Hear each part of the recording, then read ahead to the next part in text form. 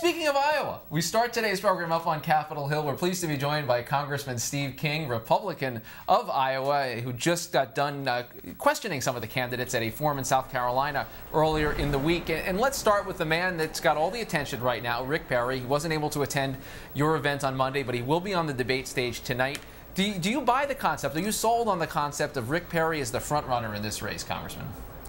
The polls all say that, and I saw the anticipation for his announcement for his candidacy building in Iowa and around the country. So I have to accept that's where the polls are right now. And there's also the wave that he has caught, the anticipation wave. Now we'll see how he surfs on that wave tonight, or with the first debate that he has been in as a presidential candidate.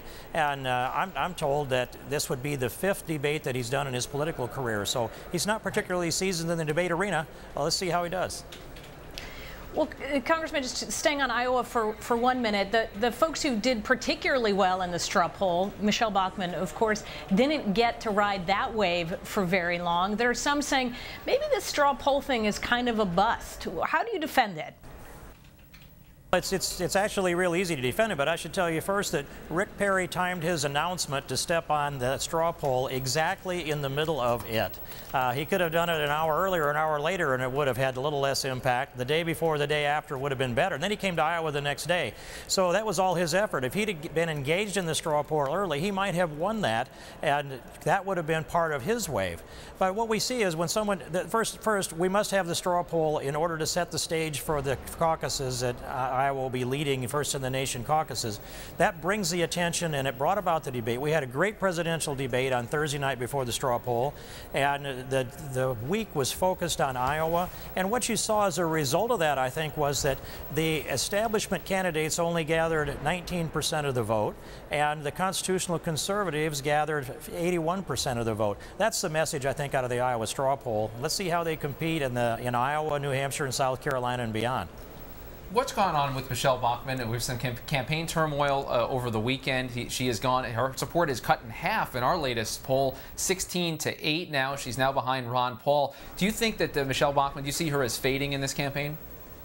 Well, the polls show that at this point, but also, you know, it's been discussed, I think, really openly that Rudy Giuliani was leading 4 years ago, and he was followed pretty closely by Fred Thompson. So things change a lot.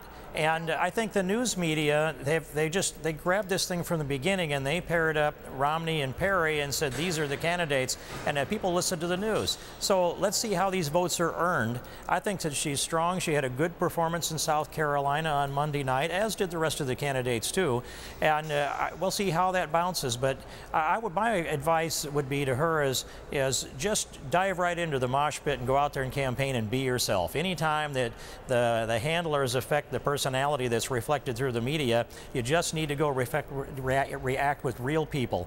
I've seen her do that on a number of occasions, and she and Marcus both enjoy retail politics. There's a lot of it to go on between now and the nomination.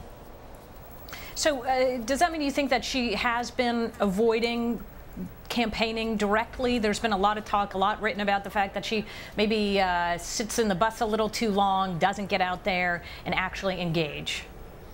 Well, I know that she wants to spend all of her time out with real people. I do know that. And I think now that you'll see a change in the management of her campaign, you're going to see a lot more of that. Now, it's a tight schedule for somebody who has been riding the wave that Michelle Bachmann has been riding. That means when she's in the bus, she's on doing radio, she's doing debate preparation. It's not slacker time. This is real focus time, but it's very important to be with real people most of the time. Congressman, let's talk again about Rick Perry. He's gotten so much attention, as we mentioned. A lot has come out about his record. We find out about his work for Al Gore's presidential campaign in 1988, the kind words he had for Hillary Care in 1993. We saw a new headline about the growth in state government under his tenure as Texas. Has he established his conservative bona fides as far as you're concerned?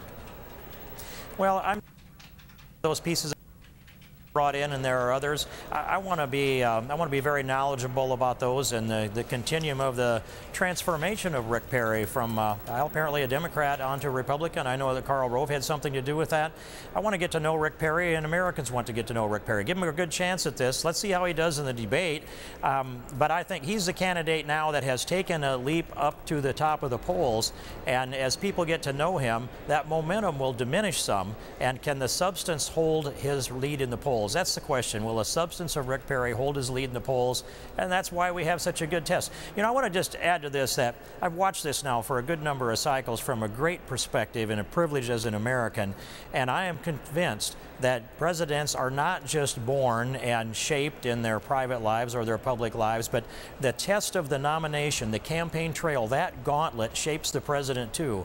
Whoever emerges from this will be a better president because of the process they went through, the nomination process and the election process in the general election. So whether it's Rick Perry, Mitt Romney, Michelle Bachmann, others along that line, they'll be a better president when they finally arrive in the Oval Office.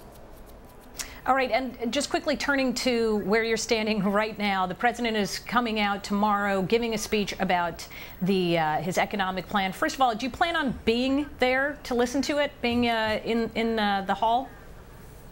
Yes, I did have a conversation with Jim DeMint about this just on Monday, and we chewed it around a little bit. I understand his position. It's not going to be anything new, and there's not a reason to sit there and listen to it from that perspective, but it is a moment in history, a pivotal time, and it's also something that while being in the chamber, I'll be watching the eyes of everyone else. I'll be wanting to watch who leads the cheers, who applauds, who doesn't, how does the Congress react towards the president, and I'll also be watching John Boehner look at Nancy Pelosi out of the corner of his eye as she leads the cheers from the floor. All right, that's a good enough reason to be there just for the body language. Congressman Steve King, you were terrific today. Thanks for being here on Top Line. Always a pleasure to have you on. Thanks very much. Appreciate it.